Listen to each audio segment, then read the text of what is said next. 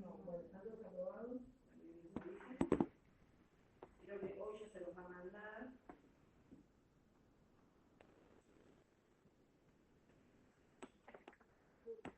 Bueno, recomendación general para todos los otros trabajos. No es necesario que investiguen, en realidad es ideal que no investiguen. Tienen que usar la bibliografía obligatoria.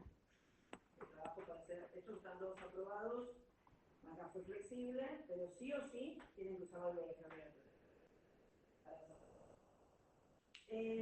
Pasen una hojita con los presentes.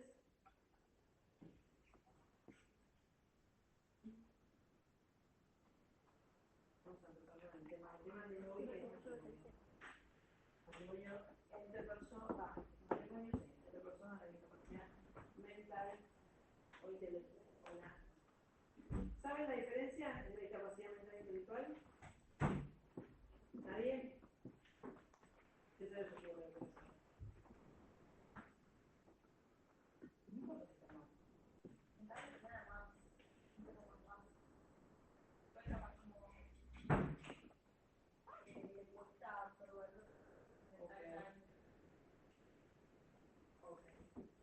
¿Alguno más? Siento que la discapacidad mental puede ser como enfermedades capaz más de tono psicológico, psiquiátrico, y la intelectual capaz síndrome. Ok, ¿alguno más? Es eso. No vamos a profundizar, porque ya saben, no sé si se dieron cuenta, porque por ahí se siguen haciendo materias y leyendo discapacidad, todo está en debate. Todas las definiciones, la terminología, lo que quiere decir. Pero, como para ubicarnos de cuáles son las personas con discapacidad mental y cuáles las que tienen discapacidad intelectual, las que tienen discapacidad mental suelen ser las personas que tienen patologías psiquiátricas. Un esquizofrénico, un bipolar, un psicótico. Hay algunas personas que tienen una discapacidad mental y no tienen un diagnóstico exacto de esquizofrenia, sino que es una combinación de muchos síntomas que determina que tiene una discapacidad mental que no encuadra dentro de ninguna de estas categorías. Y la discapacidad intelectual sí tiene que ver con lo cognitivo. Por ejemplo, síndrome de Down es el ejemplo más común de discapacidad intelectual. Dentro del espectro autista, eso también está muy discutido, pero sí hay muchas personas dentro del espectro autista que sí tienen discapacidad intelectual y un montón de síndromes que incluso, ya les voy a decir lo mismo con la discapacidad mental, por ahí no tienen un nombre, sino que son diferentes sumas de sintomatología. ¿Se acuerdan algo de cuando vieron? Bueno, la clase pasada en restricción de capacidad, ¿les quedó más o menos claro cuándo se hace una restricción de capacidad? ¿Sí? A una persona que es sorda, ¿se le hace una restricción de capacidad? Entonces, ¿solo a qué persona se le daría una restricción de capacidad? ¿A qué discapacidad mental o intelectual? Discapacidad mental o intelectual. Se habrán dado cuenta, o se van a ir dando cuenta, porque en realidad con el código recién empiezan, que el código, si bien artículo 1, artículo 2, hace una referencia expresa a la incorporación de toda la normativa internacional, de los convenios que hemos suscrito, van a ver que en todos los temas que tengan que ver con, específicamente con nuestro Código Civil y Comercial en familia, no hay ninguna referencia a las personas con discapacidad con esta terminología. No se utiliza, excepto en una parte en sucesiones que encima estaban usadas. Entonces, ahí nosotros tenemos un déficit que de hecho ha sido señalado por el Comité de la Convención sobre los Derechos de las Personas con Discapacidad, que nosotros no hicimos, y la verdad que es una lástima porque nuestro código es posterior a la Convención, con lo cual se podría haber incorporado en forma expresa la figura de las personas con discapacidad, y en esto que vamos a ver, aclarando si es mental o intelectual. ¿Por qué? Porque en familia hay actos jurídicos familiares. ¿Cuál es el requisito para que los actos jurídicos sean válidos? Uno de los requisitos. Entonces, ¿qué se ve afectado en las personas que tienen discapacidad mental e intelectual? El discernimiento. Y no está consagrado en el código de esta manera. Es un tema por ahí que ustedes dirán, bueno, pero esto genera, esta ambigüedad lo que genera es que se pueda interpretar libremente. Cuando se interpreta libremente se puede interpretar de un lado para el otro. Entonces puede generar que haya más judicialización de temas, que ya es un montón, porque las personas con discapacidad deben judicializar casi todas las cuestiones de su vida para lograr hacer efectivos sus derechos. El ejemplo clásico son las prestaciones de salud, pero también está la que tiene que ver con educación, lo que tiene que ver con laboral, lo que tiene que ver con accesibilidad y también con temas de familia. Cuando hay esta falta de precisión, a los jueces los metés medio en un lugar claro, los metés en un lugar de que, a ver, o me voy para un lado porque entiendo esto que sucede en el código, y me rijo por lo que dice la letra. Y entonces puede llegar a haber decisiones que no sean tan a favor de las personas con discapacidad en cuanto a que tengan más posibilidades de hacer.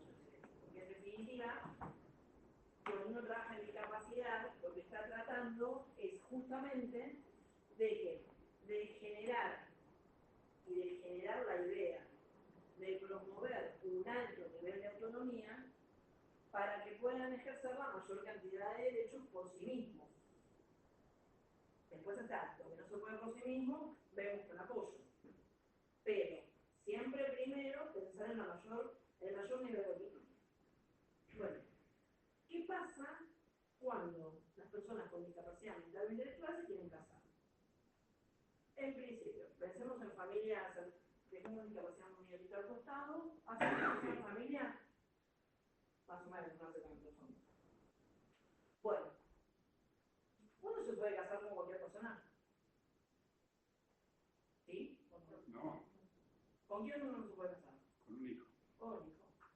Entonces tenemos que, a ver, podríamos decir, uno se puede casar con cualquier persona, excepto con las que el código engloba en los impedimentos. Entonces, hay impedimentos que son de carácter absoluto. El ejemplo que puso él, tu nombre, el que dijo el hijo, Fernando. Fernando. Lo que dijo Fernando, que son los impedimentos parentescos. Uno no se puede casar con un hijo, con una madre, con un padre, con un hermano. Sí te puedes casar con un primo, sí te puedes casar con un tío. Raro. Rarísimo, pero puede ser. Bueno,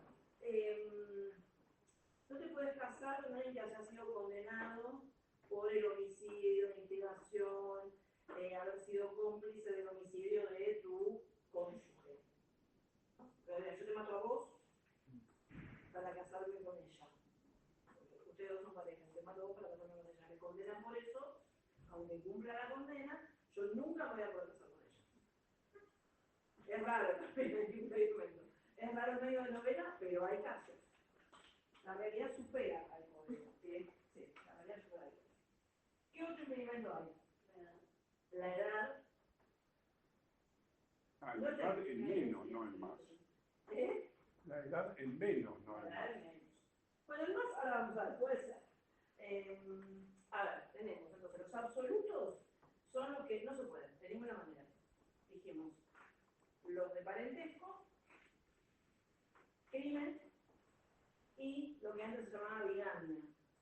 Ligamen, o sea, subsistencia de un matrimonio anterior. Bastante común, les digo.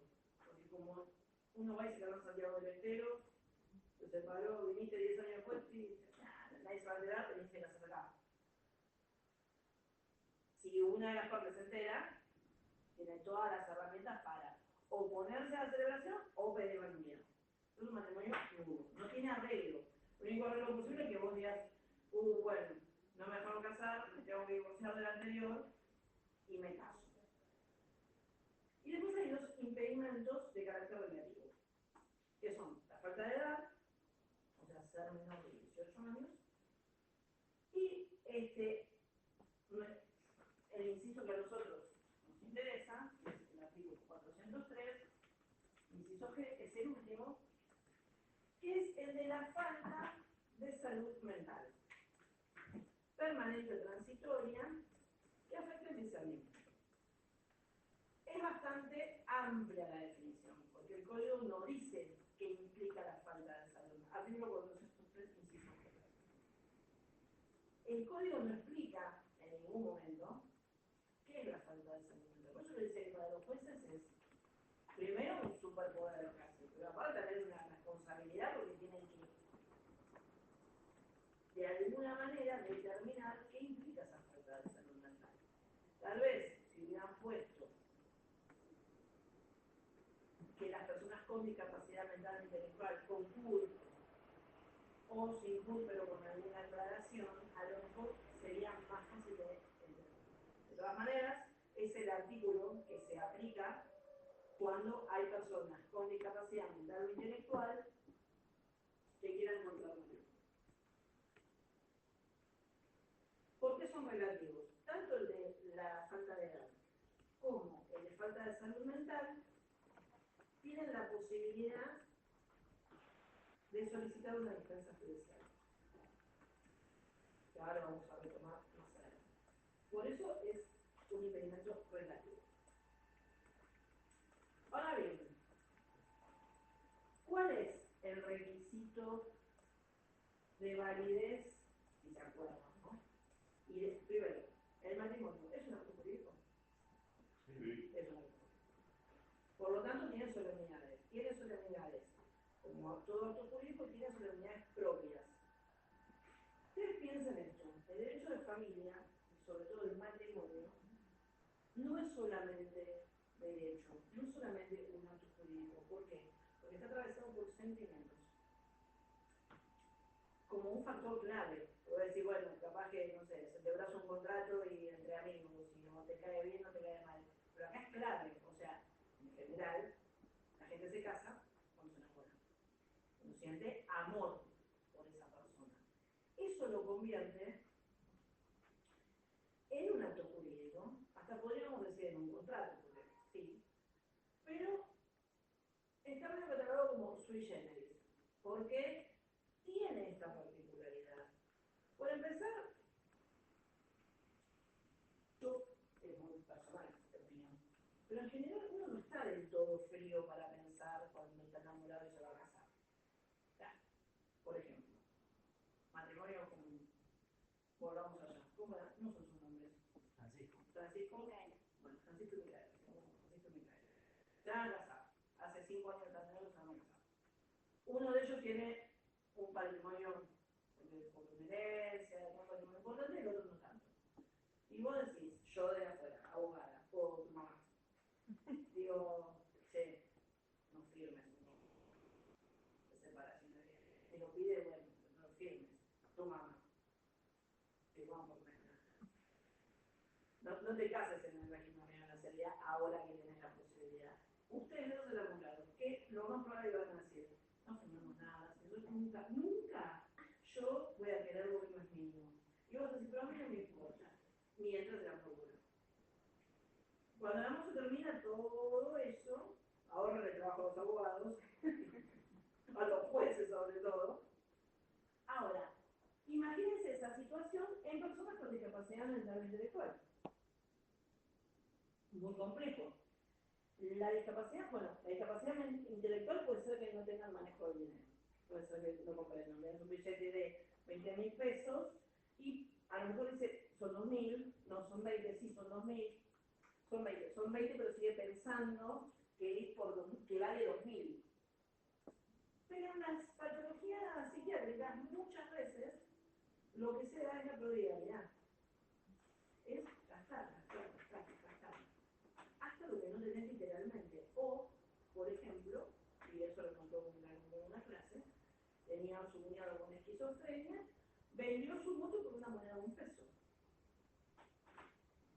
La vendió. De alguna manera se la robaron, pero para él le puso un precio a su moto y la sacó a la vereda y dijo, vale $1. Pasó alguien, le dio el peso y él le dio su moto. Esto, que es la parte por ahí no romántica del matrimonio, es también uno de los pilares.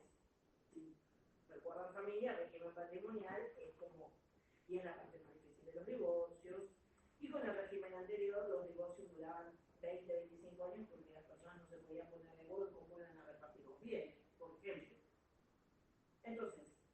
fíjense cómo es tan complejo que tenemos por un lado, es un acto jurídico. No tan típico, porque hay amor, pero a la vez hay bienes, o hay un patrimonio. Y todo eso debería estar regulado, pero no está regulado específicamente para las personas con discapacidad mental e intelectual, que son las que pueden llegar a tener problemas en estos temas. ¿Se acuerdan cuál es el requisito de existencia del matrimonio? Es una parte hasta romántica en el momento de la celebración, de consentimiento. Además de los requisitos que tiene como acto jurídico, el requisito de formalidad y de validez del matrimonio es la expresión del consentimiento y, por otro lado, que se celebre en la autoridad pública. Vieron que hace unos años se puso de moda esto de nos casamos.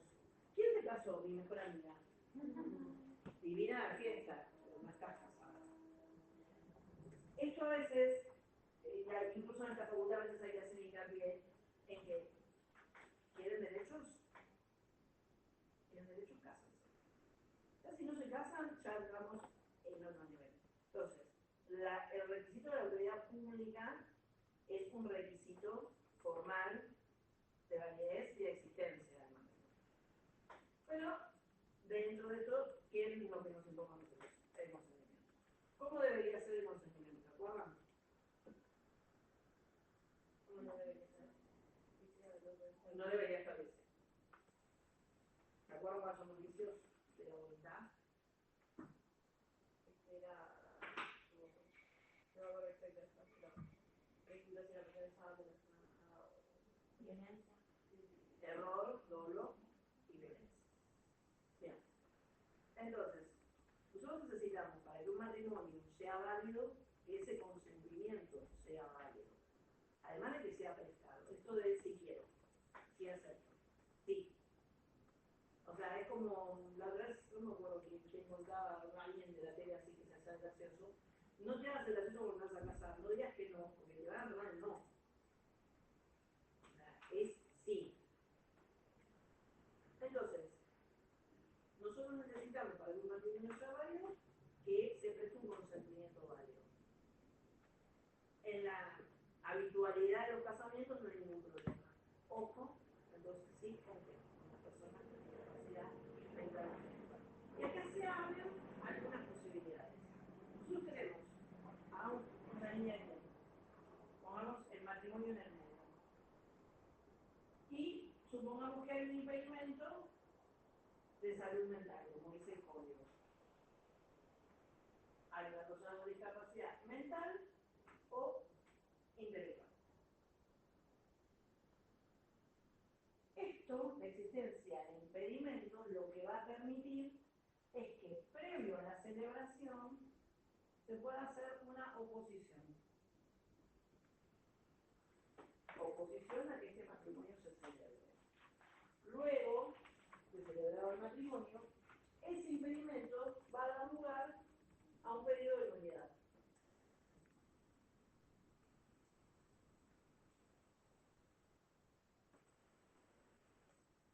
No vamos a realizar todo el matrimonio, pero bueno, hay personas legítimas para oponerse. ¿Se acuerdan alguna? Ascendientes, descendientes, hermanos y cónyuge, si se tratara del impedimento de subsistencia de matrimonio anterior. Estos son los que se pueden oponer en forma directa, o sea, se pueden presentar ante el registro civil el día de la ceremonia, si lo queremos hacer bien de novela, y decir, me pongo, o pueden presentar un escrito en el registro civil en forma directa. Ahora, supongamos que vos sos el vecino de enfrente, sabes que existe un impedimento, no te puedes oponer en forma directa, pero puedes hacer una denuncia en el Ministerio Fiscal. Y son ellos los que van a presentar la oposición. Nulidad a lo que vamos a ver. Ahora bien, hay personas en las que resulta evidente que tienen una discapacidad. Quiero ser muy cuidadosa con las palabras porque no quiero ofender a nadie, pero por ejemplo, si hay una persona con síndrome de Down, uno sabe que esa persona tiene una discapacidad intelectual. En principio, eso lo sabes. No sabes qué alcance tiene, porque hay diferentes tipos, diferentes niveles, y hay gente que tiene una posibilidad cognitiva mayor y otras menor. Pero sí sabes que seguro tiene una discapacidad intelectual. Ahora, hay otras personas a las que no sé, por ejemplo, patología psiquiátrica, no hay algo que diga, uy, este tiene una patología psiquiátrica, entonces el oficial público, si nadie se opone, puede empezar a hacer alguna pregunta, porque es su responsabilidad celebrar un matrimonio que puede ser nulo. Ustedes dirán, en definitiva, ¿qué le importa a nadie todo esto? Bueno, el matrimonio tiene requisitos legales de orden público, porque así lo determina nuestro régimen. Entonces, por eso, el oficial público podría, ante una situación evidente de duda, suspender esa celebración. Ahora vamos a ver todo lo que puede pasar ante esa situación. Entonces, si alguien se opone, el matrimonio se va a suspender.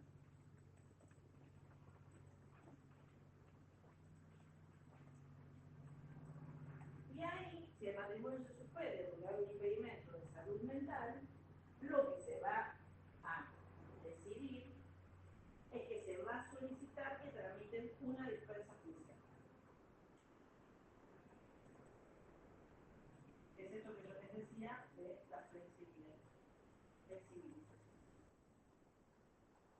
¿Cómo es la defensa judicial? Bueno, va a tramitar en un juzgado de familia. Es casi como una mini restricción de capacidad. El juez tiene que tener una entrevista con los contrayentes, tiene que tener entrevistas con los apoyos, si los hubiera, y cuando hablo de apoyos en el sentido más amplio, no solamente designados en una sentencia. Puede ser el familiar que lo ayuda en las cuestiones cotidianas, ¿sí? No necesariamente tiene que haber un apoyo a través de una sentencia. Y además va a requerir de un informe del equipo interdisciplinario. ¿Por qué? Por algo básico. Los jueces no son médicos. Los jueces no son psiquiatras, tampoco son trabajadores sociales. El informe del trabajador social es, les diría, casi más determinante que el de los médicos, tanto en las restricciones como en las dispensas. ¿Por qué? Porque el trabajador social es el que hace informes socioambientales. Va al lugar donde vive la persona con discapacidad y observa cómo se desarrolla en la vida. ¿Qué vínculos tiene con la familia? Si conoce el manejo del dinero, si se toma un positivo, si camina solo por la calle, si se higieniza, si sabe vestirse, si cocina, si trabaja. Eso lo que hace es dar una idea justamente del nivel de autonomía que tiene una persona. Por hoy, el tema del manejo del dinero para celebrar un matrimonio es relativo. Capaz que es relativo, porque bueno, no conozco el manejo del dinero, está bien. Pero eso lo resolvemos con apoyos de otra índole. Es fundamental conocer el manejo del dinero para tener una pareja. Y la verdad que no.